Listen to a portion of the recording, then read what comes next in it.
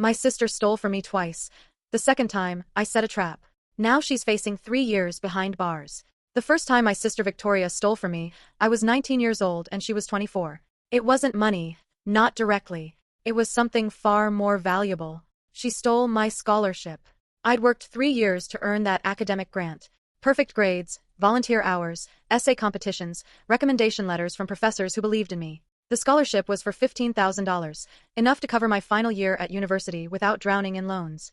I remember the day the acceptance letter arrived. I held it in my hands like it was made of glass, reading and rereading the words until they blurred. This was my ticket out. My chance to graduate debt-free and start my career without the crushing weight my parents carried their entire lives. Victoria congratulated me. She hugged me. She told me she was proud. And then, 2 weeks later, she called the scholarship committee pretending to be me. She told them I was declining the award due to personal circumstances. She forged my signature on the declination form. She had them redirect the funds to a family emergency account she'd set up using my personal information. By the time I discovered what happened, the money was gone. Spent. Vanished into her life while I scrambled to find loans and part-time work just to finish my degree. When I confronted her, she cried. She apologized through tears, saying she'd been desperate, that her marriage was falling apart, that she'd thought she could pay it back before I noticed. My parents, our parents, begged me not to press charges. She's family, my mother said, gripping my hands. She made a mistake. You'll destroy her life over one mistake. So I didn't. I let it go. I took out loans. I worked 40 hours a week while finishing school. I graduated exhausted and $20,000 in debt, but I graduated.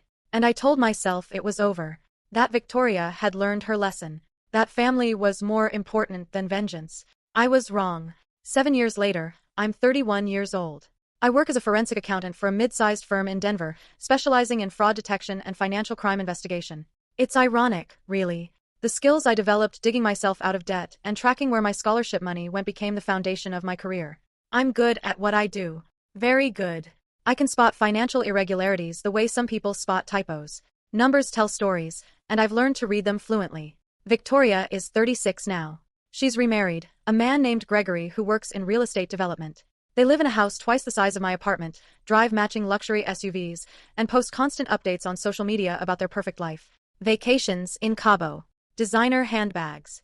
Anniversary dinners at restaurants where the entrees cost more than my weekly grocery budget. I'm happy for her. Or at least I tell myself I am. She's moved on. She's successful. Maybe she really did learn from what happened between us. Then my father dies. Dad passes away suddenly, a heart attack while mowing the lawn on a Saturday morning. He's 63 years old.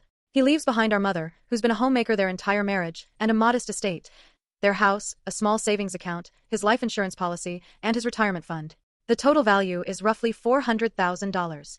Not a fortune, but enough to ensure Mom can live comfortably for the rest of her life without financial stress. Dad's will is straightforward. Everything goes to Mom, with the stipulation that upon her death, the remaining assets are split evenly between Victoria and me. It's fair. It's clear. There's no ambiguity. At the funeral, Victoria is devastated. We all are. She holds Mom's hand during the service, delivers part of the eulogy, organizes the reception. She's present in a way she hasn't been in years, and for a moment, I feel the ghost of the relationship we had before the scholarship incident. Before the betrayal. Maybe grief can heal old wounds. 2 weeks after the funeral, Victoria approaches Mom with a proposal. She suggests that Mom sign over power of attorney, just temporarily, she says, so Victoria can help manage the financial transition. It's overwhelming, Victoria explains to Mom over coffee in our childhood kitchen. All these accounts, the insurance paperwork, the estate settlement. You shouldn't have to deal with this alone. Let me help you. I have experience with these things. Mom is grieving. She's overwhelmed. She's 61 years old and has never managed the household finances. Dad always handled that. Victoria's offer sounds reasonable, helpful, loving. But I'm a forensic accountant, and I know what power of attorney means. I pull Victoria aside after she leaves Mom's house. We stand in the driveway, the autumn sun casting long shadows across the pavement. You don't need power of attorney to help Mom with paperwork, I say quietly. You just need to be present, to support her. Victoria's expression is patient, almost condescending. I know you're suspicious of me, Emma. I know what happened before still bothers you. But this isn't about that. This is about making sure Mom is taken care of. Then why not put both our names on the power of attorney? Why just you? Because you live an hour away and work 60-hour weeks. I'm local. I'm available. I can actually be there for her. She softens her voice. Look, I'm not trying to cut you out. I'm trying to help. If you don't trust me, that's your issue to work through. She drives away before I can respond. That night, I can't sleep. I keep thinking about the scholarship. About how Victoria cried and apologized and promised it would never happen again. About how she looked Mom in the eyes and said, "Let me help you." The next morning, I call a lawyer. His name is Robert Chen, and he specializes in elder law and estate planning. I explain the situation, the recent death, the power of attorney request, my sister's history. He listens without interrupting, taking notes on a yellow legal pad. "Has your mother signed anything yet?" he asks. "Not yet. Victoria's bringing the documents over this weekend." "Good. Then we have time." He leans back in his chair. Here's the reality. Power of attorney is an extraordinarily powerful legal instrument. The person holding it can access bank accounts, sell property, make medical decisions, essentially act as your mother in legal and financial matters. If your sister has a history of financial misconduct, giving her that authority is extremely risky. Can we stop it? Not directly. Your mother has the right to choose her own attorney in fact. But we can do something else. He taps his pen against the pad. We can create a transparent oversight structure. A trust with multiple trustees, regular audits, mandatory reporting. Make it harder for any single person to act without accountability. I nod slowly. How long would that take to set up? 2 weeks, maybe 3 if we move quickly. Victoria's coming this Saturday. 4 days. Robert studies me for a long moment. Then we need to convince your mother to wait. To not sign anything until she's had time to consult with her own attorney. Can you do that? I can try. I drive to Mom's house that evening. She's in the living room, sorting through old photo albums, and her eyes are red from crying. I sit beside her on the couch, and we look through pictures of Dad, young Dad, middle-aged Dad, Dad at our graduations. The silence is heavy but comfortable. "Victoria told me you're worried about the power of attorney," Mom says eventually, not looking up from the photos. "I am. Not because I don't think she wants to help, but because it's a big decision. One you shouldn't rush." She said you'd say that. She said you still don't trust her. The words sting because they're true. I trust that she loves you. I don't trust legal documents that give someone complete control over your finances. Mom closes the album and finally meets my eyes. "Your father would want us to work together. To be a family. Dad would want you to be protected. He'd want you to make informed decisions, not emotional ones." She's quiet for a long time. Then, "What do you suggest?" "Talk to a lawyer. Your own lawyer, not Victoria's.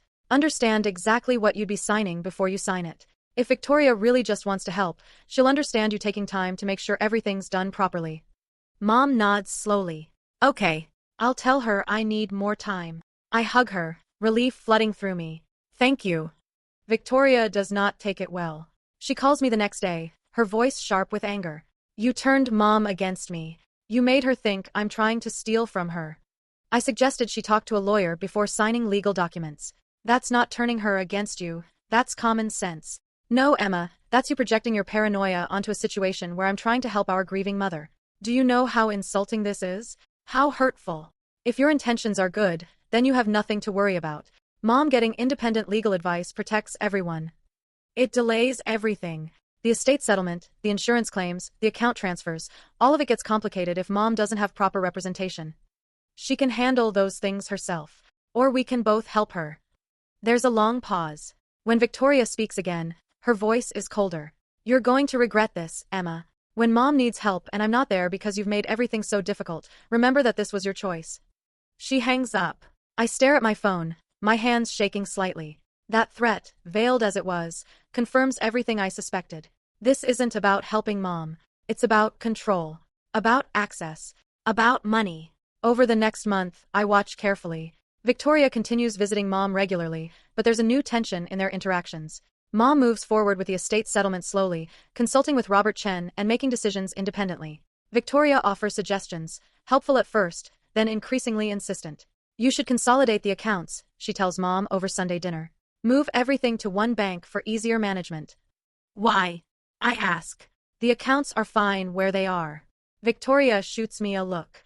"Because having money spread across 5 different institutions creates unnecessary complexity." "Mom, wouldn't it be easier to just check one account?" "It would," Mom admits. "But I'm used to how things are now." "You're making this harder than it needs to be," Victoria says, frustration creeping into her voice. I catch the edge in her tone, the impatience.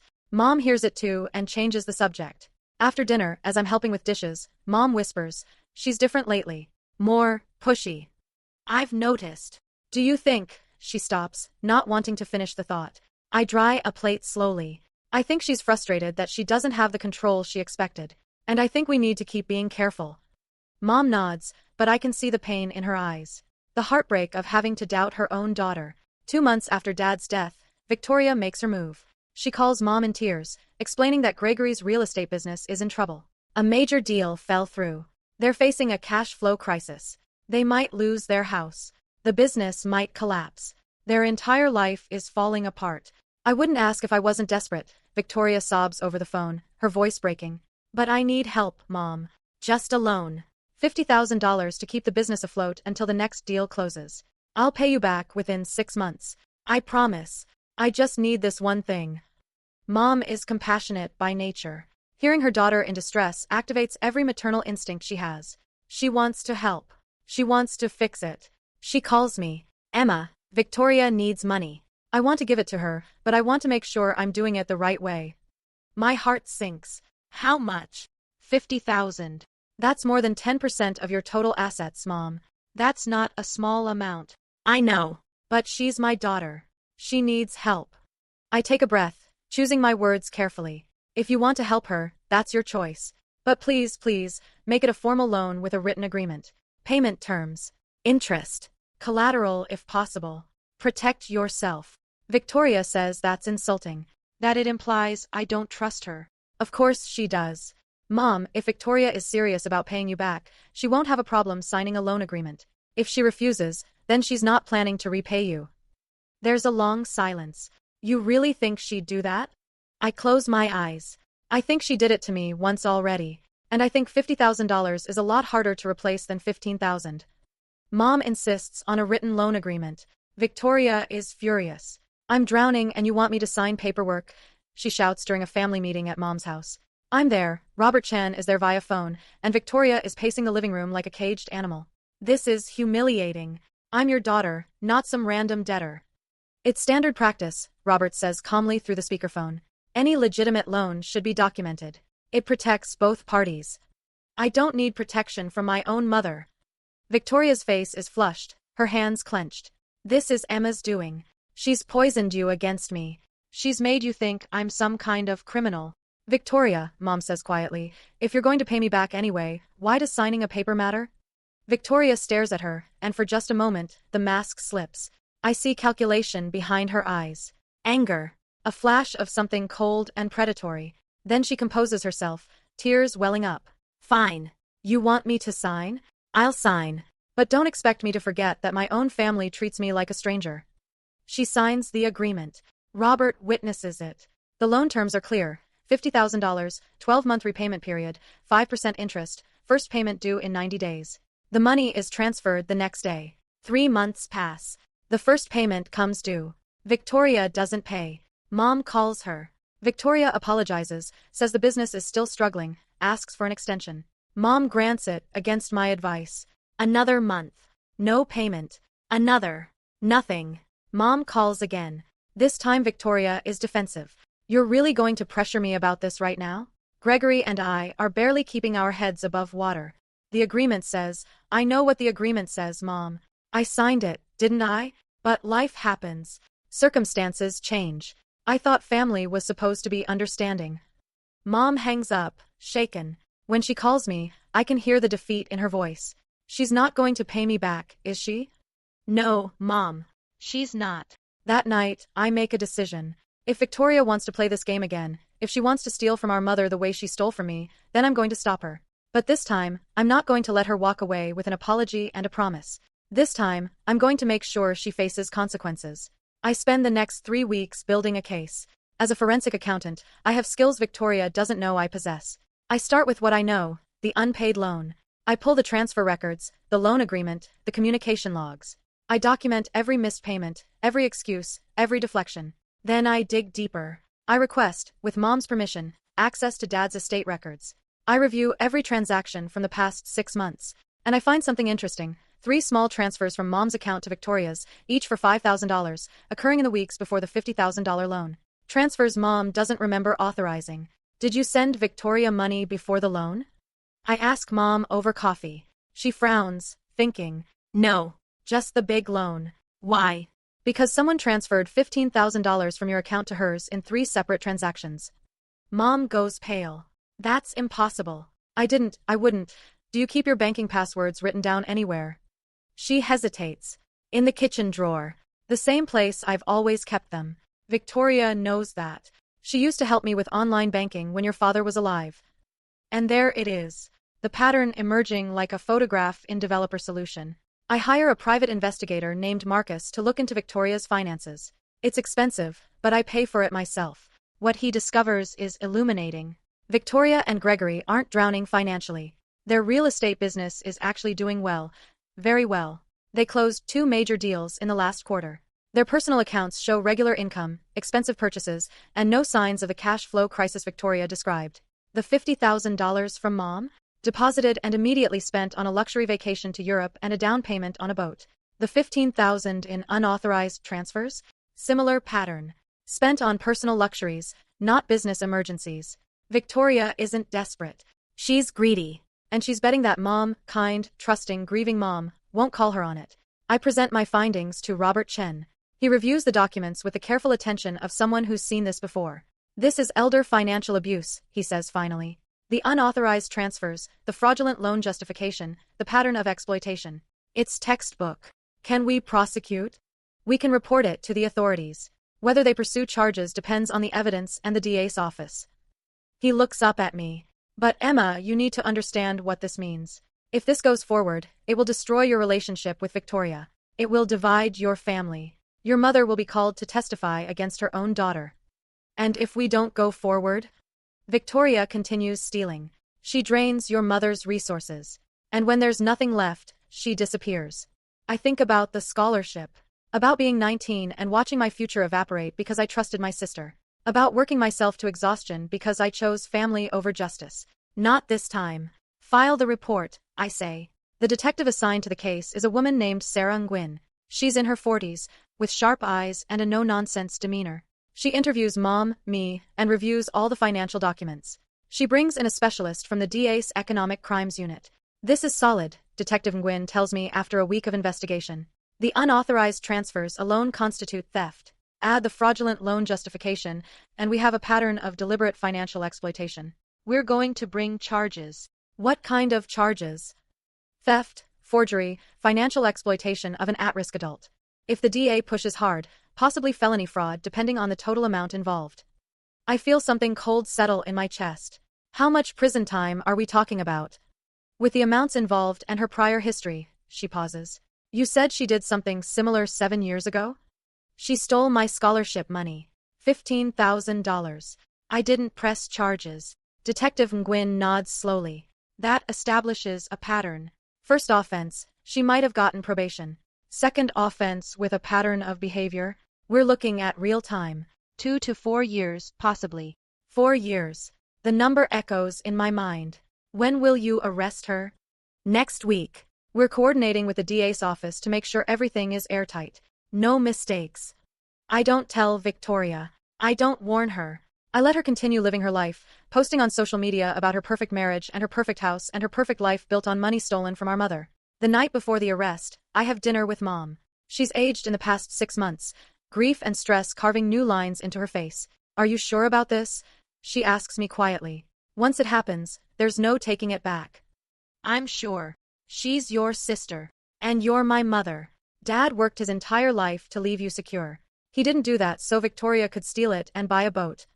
Mom's eyes fill with tears. I keep thinking I failed somewhere, that I raised her wrong, that this is somehow my fault. I take her hand. You raised her to know right from wrong. She made her choices. Those choices have consequences. Will you be there when they arrest her? No, but I'll be here with you. The arrest happens on a Tuesday morning. Detective Nguyen and 2 uniformed officers go to Victoria's house with a warrant. Gregory is at work. Victoria is home alone. According to the police report, she denies everything at first. Then she cries. Then she demands to call her lawyer. She's processed, booked, and released on bail within 6 hours. She calls me that evening. You did this. Her voice is venomous. You vindictive, petty, jealous bitch. You couldn't stand that I was successful, that I was happy, so you destroyed me. I keep my voice level. I documented your crimes. You destroyed yourself. I borrowed money from Mom. That's not a crime.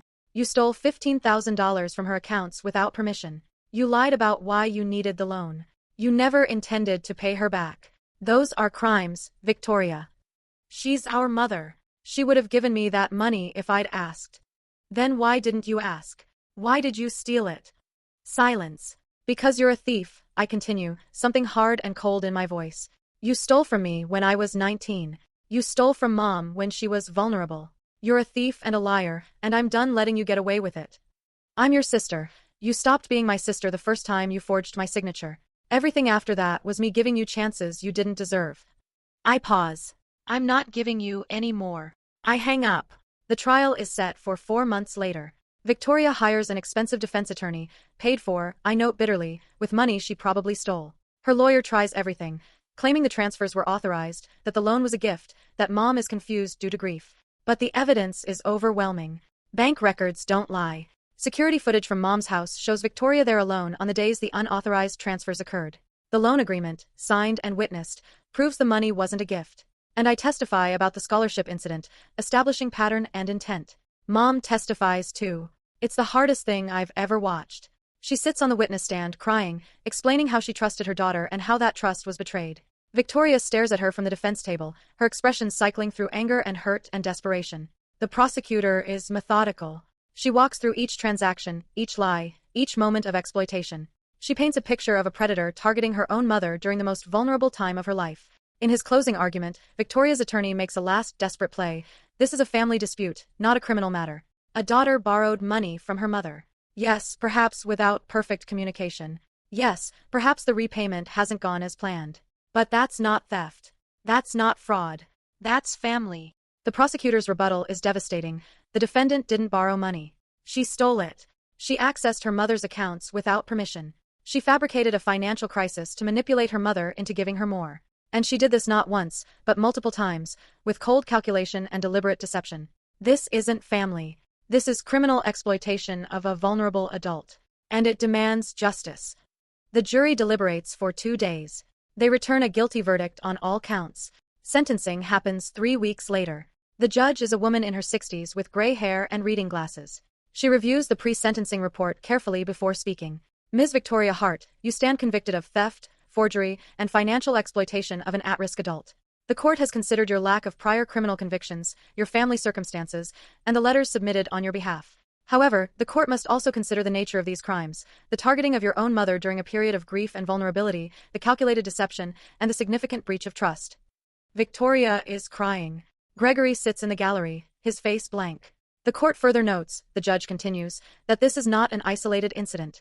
7 years ago, you committed a similar theft against your sister, who chose not to pursue charges at that time out of family loyalty. You were given a second chance then. You squandered it. I watch Victoria's shoulders shake. The purpose of sentencing is not merely punishment, but deterrence and protection of the community. The court must send a clear message that elder financial abuse will not be tolerated, even when committed by family members. Perhaps especially when committed by family members who have access and trust that make such crimes uniquely harmful. The judge removes her glasses. The court sentences you to 3 years in the state correctional facility, followed by 5 years of probation. You will pay full restitution to the victim in the amount of $65,000 plus interest. You are prohibited from contacting the victim except through approved channels. Do you understand this sentence? Victoria can barely speak. Yes, Your Honor. Court is adjourned. Mom and I sit in the parking lot afterward, neither of us speaking. The autumn sun is warm through the windshield. I never thought it would come to this, Mom says finally. I know. Part of me wanted her to be innocent. Even after everything, even with all the evidence, part of me hoped there was an explanation that would make it all make sense. There isn't. There never was. Mom nods slowly. Your father would be heartbroken. Dad would want you protected. He'd understand. We sit in silence for a while longer. Then Mom asks, do you regret it? Pushing this forward. I think about the question carefully. About the scholarship I lost. About the years of debt. About watching Victoria live a life of luxury built on theft. About the moment I decided to stop being a victim and start demanding justice. No, I say. I don't regret it. The first time, I let it go because I thought that's what family meant. I was wrong. Family doesn't mean accepting abuse. It doesn't mean enabling crime. Real family, real love, includes accountability. Mom reaches over and squeezes my hand. Victoria begins serving her sentence the following month. Gregory divorces her within 6 months. Apparently, the reality of having a wife in prison doesn't fit with his luxury lifestyle. Their house goes on the market. The boat is sold. The perfect life dismantles piece by piece. I don't visit her. I don't write. I don't feel guilty about that. The restitution payments come through slowly, extracted from Victoria's assets, from the sale of her possessions, from wage garnishment once she's released. It takes nearly 5 years for Mom to be paid back in full, but eventually, every dollar is returned. Mom heals slowly. She joins a grief support group. She makes new friends. She learns to manage her finances independently. And she learns, painfully but necessarily, that love doesn't mean accepting harm. 3 years and 2 months after sentencing, Victoria is released on parole. She's lost weight. Her expensive clothes are gone, replaced with thrift store basics. She gets a job as an administrative assistant, a far cry from the lifestyle she once flaunted. She sends Mom a letter 6 months after her release. Mom shows it to me before deciding whether to respond. The letter is 2 pages long. It apologizes. It acknowledges the theft. It expresses shame and regret. It says Victoria has spent her time in prison thinking about her choices and the pain she caused. It says she doesn't expect forgiveness but hopes, someday, to rebuild even a small connection. What do you think? Mom asks me. I read the letter again. I think she's learned to say the right things. Whether she's actually changed, only time will tell. Should I respond? That's up to you, Mom. But if you do, proceed carefully. Trust is earned, not given. And she destroyed hers completely. Mom thinks about it for a week. Then she sends a brief reply, acknowledgement of the letter, appreciation for the apology, but no invitation to reconnect. Not yet. Maybe not ever. It's a boundary. A healthy one. 5 years after Victoria's sentencing, I'm sitting in my office reviewing a new fraud case when my assistant knocks on my door. Emma. There's someone here to see you. No appointment, but she says it's personal. Who? Victoria Hart. My heart rate spikes. I haven't seen my sister in 5 years. Haven't spoken to her since the trial. Send her in. Victoria enters cautiously, like she's afraid I'll kick her out. She's 36 now but looks older, harder. Prison does that. So does losing everything. We stare at each other for a long moment. I'm not here to ask for anything, she says finally. I just wanted to say, I'm sorry. For all of it. The scholarship. Mom. Everything. I lean back in my chair. Is this part of your parole requirements? Making amends? No. It's something I need to do for myself. She sits down without being invited. I've had a lot of time to think. About who I was. About what I did. About why.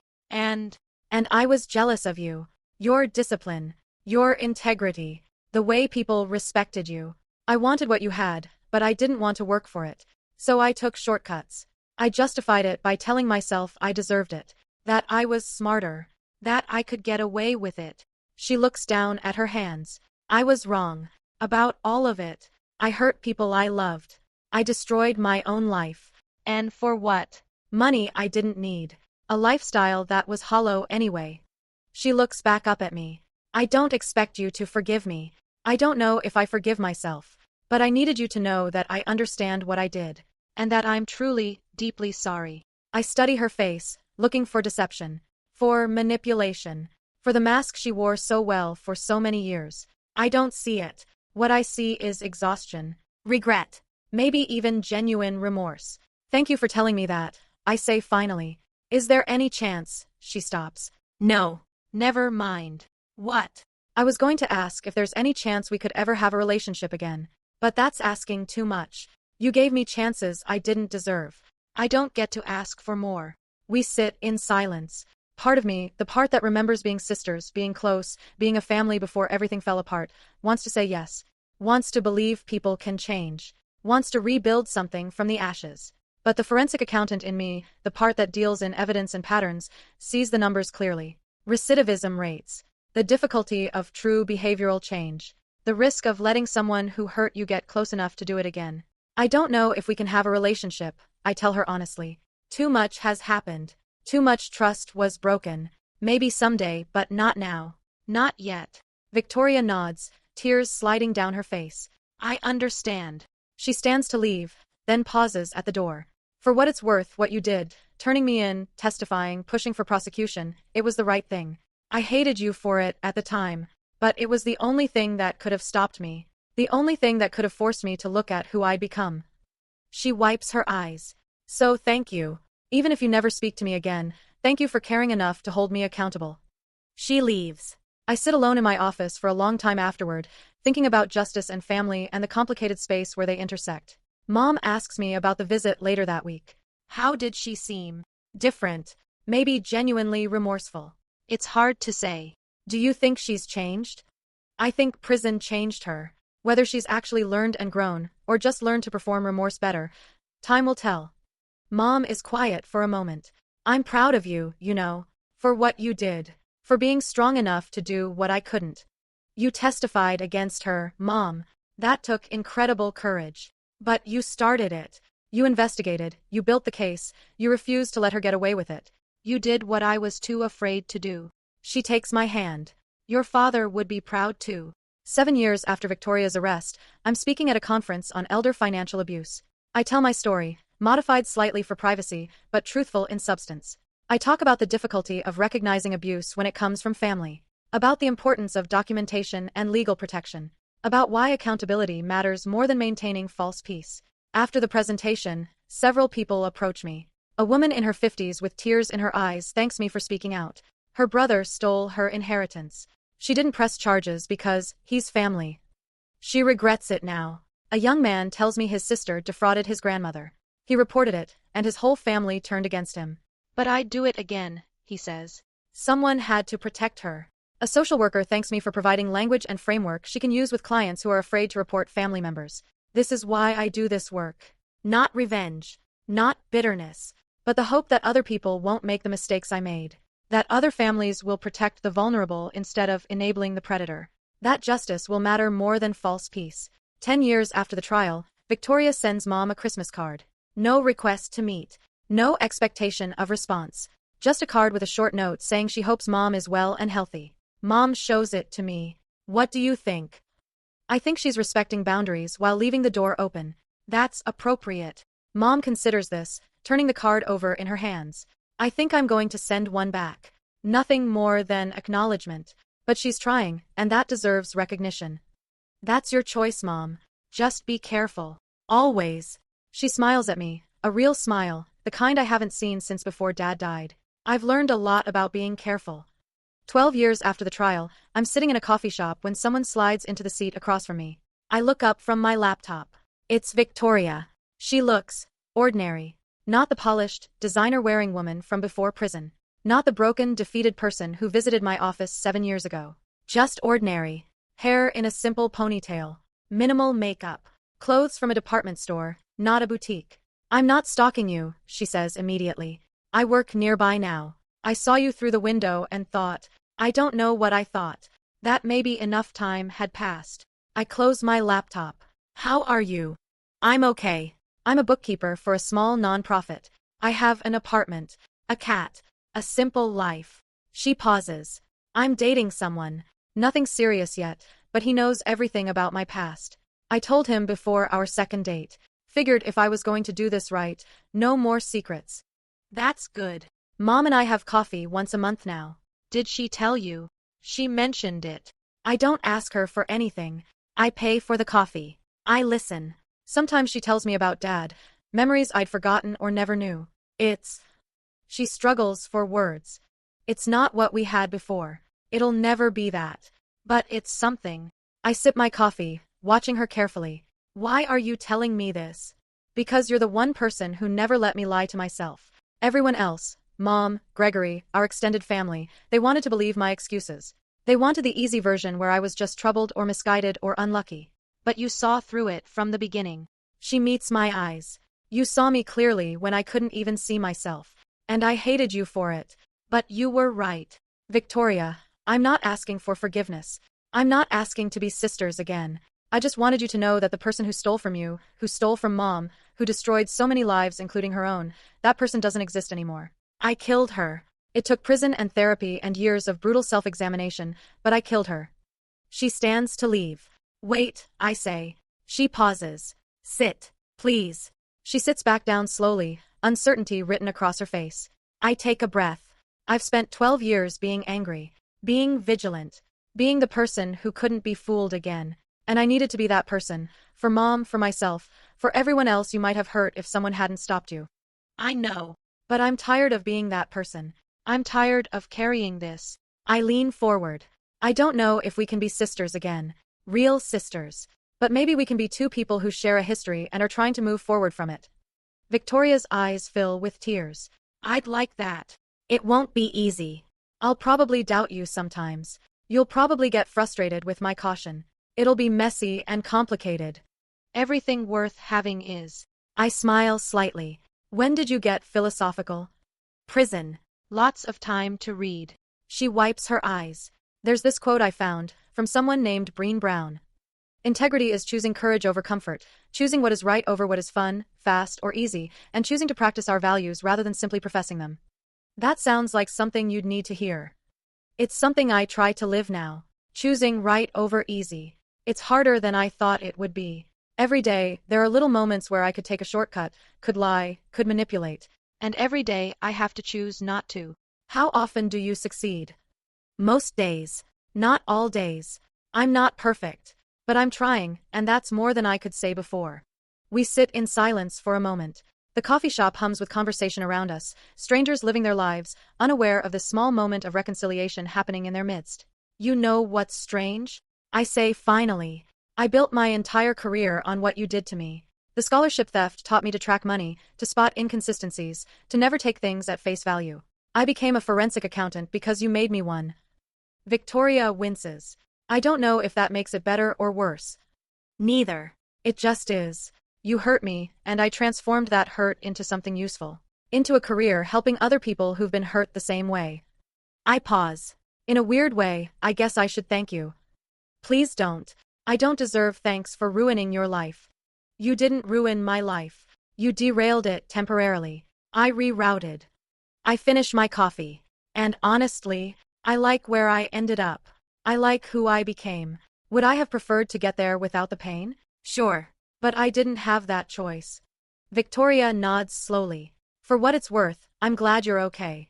I'm glad you didn't let what I did destroy you. I almost did. That first year after the scholarship, I was so angry. So betrayed. I wanted revenge. But you didn't take it. Not then. I took it 7 years later when you went after Mom. I meet her eyes. And I don't regret that. Not even a little. Good. You shouldn't. She stands again. I should go. But Emma, thank you. For talking to me. For giving me even this much. Victoria. She turns back. If you want to try this, rebuilding some kind of relationship, then we do it slowly. No rushing. No expectations. Just see what happens. The hope in her face is almost painful to see. Really? Really? But I'm serious about the slow part. Coffee once every few months. Supervised by Mom if necessary. Baby steps. Baby steps, she repeats, nodding rapidly. I can do baby steps. I'm good at baby steps now. She leaves, and I sit alone with my thoughts for a long time after. That night, I call Mom and tell her about the coffee shop encounter. How do you feel about it? She asks. Scared. Hopeful. Cautious. All of the above. That sounds about right. I hear her smile through the phone. You know, your father used to say that forgiveness isn't about forgetting what happened. It's about deciding that what happened doesn't get to define what comes next.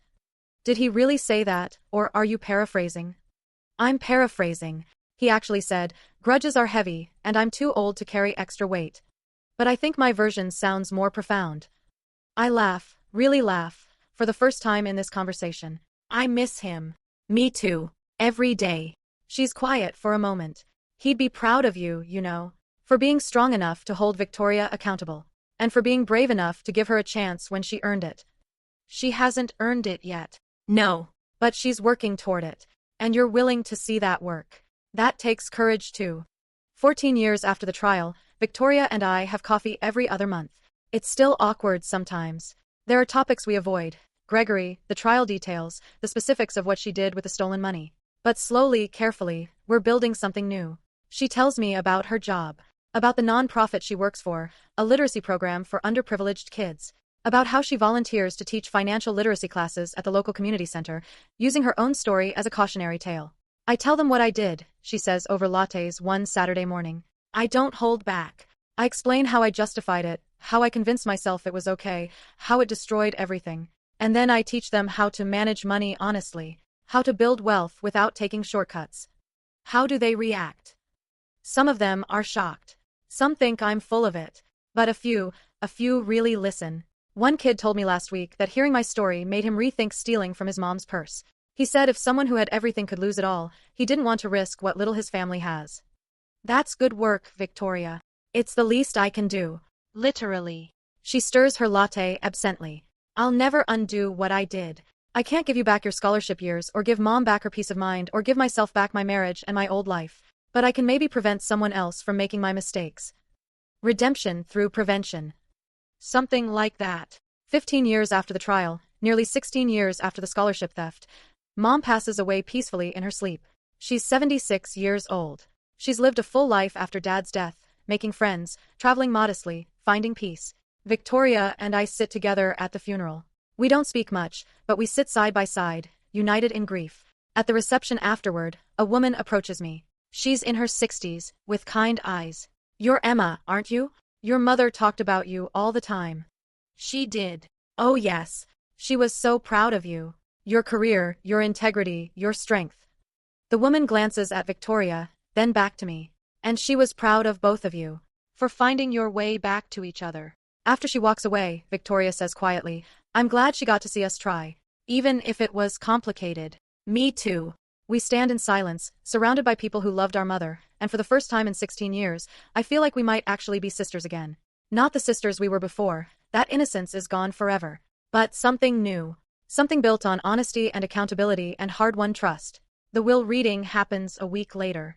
Mom's estate is modest. The house, her savings, Dad's life insurance remainder. Everything is split evenly between Victoria and me. Victoria receives her half and immediately asks if she can disclaim part of it in my favor. Why? I ask. Because I stole from this family. Because even though I paid back the direct theft, I can never repay the interest, the emotional damage, the years of stress. This feels like taking something I don't deserve. I consider this. The old me, the one from 16 years ago, would have agreed. Would have taken the money and felt justified. But the person I am now understands something different. Take your half, I tell her. Mom wanted us both to have it. She wouldn't have left it to you if she didn't think you deserved it. Honor her decision. Are you sure? I'm sure.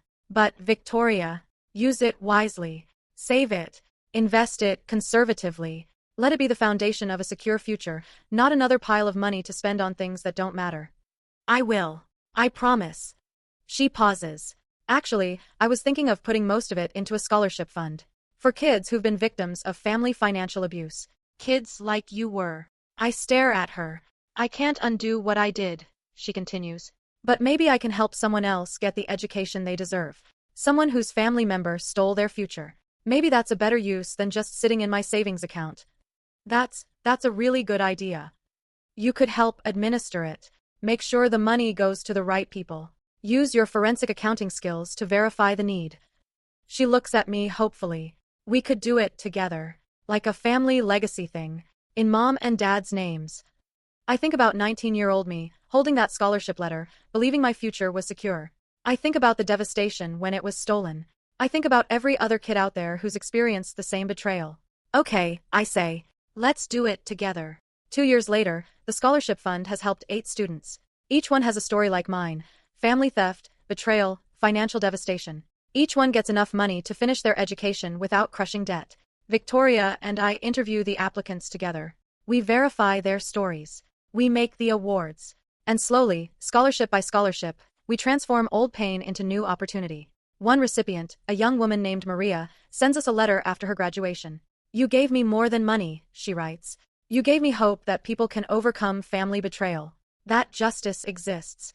That someone out there understands what it feels like to be stolen from by someone who's supposed to love you. Thank you for seeing me. Thank you for believing me. Thank you for helping me build a future even after my past was taken. Victoria cries when we read it. This is what I should have been doing all along, she says. Building people up instead of tearing them down. Creating opportunity instead of stealing it. You're doing it now. That counts. Does it? Does doing good now erase doing bad then? No. But it adds to the ledger. It changes the balance. I look at her. You'll never be the person you were before you went to prison. But you're not the person who went to prison either. You're someone new. Someone who's trying. Someone who's trying, she repeats softly. I guess that's all anyone can do. 20 years after the scholarship theft, I'm sitting in my office when my phone rings. It's a number I don't recognize. Hello. Ms. Emma Hart? This is Professor Chen from Colorado State University. I'm calling about an award we'd like to give you. An award. The Distinguished Alumni Award. We give it to graduates who've made significant contributions to their field and community. Your work in forensic accounting and fraud prevention, combined with the scholarship fund you established, makes you an ideal recipient. I'm stunned. Thank you. I'm honored. The ceremony is in May. We hope you'll attend. You'll be giving a speech to the graduating class. After we hang up, I sit in silence for a long time. An award from the university where I lost my scholarship. Where I learned that family could betray you. Where I became the person I am now. There's poetry in that. The ceremony is on a perfect spring day. Victoria is in the audience with her partner, a quiet man named David who works as a teacher. They've been together for 3 years, and he knows everything about her past. He chose to love her anyway. I give my speech to 2,000 graduating students and their families. 20 years ago, I sat where you're sitting, I begin. I had a scholarship. I had a plan. I had a future all mapped out. And then someone I trusted stole it from me. I tell them the story, modified slightly, but honest in substance. I tell them about the betrayal, about the debt, about working myself to exhaustion, about building a career from the rubble of broken trust. I'm not telling you this for sympathy, I say. I'm telling you this because life will knock you down. People will betray you. Plans will fall apart. And when that happens, you have a choice. You can let it destroy you, or you can let it transform you. I pause, looking out at the sea of faces. I chose transformation. I turned my pain into purpose. I became a forensic accountant not despite what happened to me, but because of it. And now I spend my days helping other people who've been betrayed, who've been stolen from, who've been hurt by people they trusted. I see Victoria in the crowd, wiping tears from her eyes. So here's what I want you to know. Your setbacks don't define you. Your mistakes don't define you. What defines you is what you do next. How you choose to move forward. Whether you let pain make you bitter or whether you transform it into something meaningful. I conclude with this. 20 years ago, someone stole my scholarship. Today, I'm standing here with a Distinguished Alumni Award, having built a career I love and a scholarship fund that's helped dozens of students. I didn't get here by taking shortcuts or by staying bitter. I got here by choosing integrity over ease, by choosing accountability over false peace, and by choosing to transform my pain into purpose. The applause is thunderous. After the ceremony, Victoria finds me outside the auditorium. That was beautiful, she says, her voice thick with emotion. Thank you for being here. I wouldn't have missed it. She hesitates. You know, when you told that story about someone stealing your scholarship, everyone in that audience assumed it was a stranger. Some faceless thief. But I knew. I knew you were talking about me. I was talking about the person you used to be. Not the person you are now. Is there a difference? Yes, there is. Because the person you are now would never do what that person did. The person you are now builds scholarship funds, teaches financial literacy, helps instead of hurts. I take her hand. We're all works in progress, Victoria. Every single one of us. The question isn't whether we've made mistakes. It's whether we're learning from them. She squeezes my hand. Thank you for giving me a chance to learn, for not giving up on me completely. Thank you for doing the work to earn that chance. That evening, I'm back in my apartment, looking through old photos. There's one from my college graduation, me in my cap and gown, exhausted and in debt but triumphant. There's one from the day I got my forensic accounting certification. One from the day we opened the scholarship fund. And there's one from last year, Victoria and me at the scholarship award ceremony, standing with that year's recipients. We're not hugging. We're not even standing particularly close. But we're together. United in purpose. I think about justice. About revenge. About the difference between the two. Revenge would have been destroying Victoria for the sake of destroying her. For hurting her because she hurt me. For making her suffer because I suffered. Justice was holding her accountable. documenting her crimes, letting the legal system decide consequences, protecting our mother and potentially countless other victims. And forgiveness, real forgiveness, not the fake kind I attempted at 19, was allowing Victoria to rebuild herself after paying her debt. It was being willing to work together despite the past. It was transforming our shared pain into shared purpose. All three have their place. All three were necessary. My phone buzzes with a text from Victoria. Thank you for today. For the speech. For letting me be there. For everything. I know I'll spend the rest of my life trying to make amends, and I know I'll never fully succeed. But I'm grateful for the chance to try. I text back, that's all any of us can do. Try to be better tomorrow than we were yesterday. She responds with a single heart emoji. I smile and set my phone down. 20 years ago, my sister stole from me, and I thought my life was over. I thought the betrayal had ruined everything.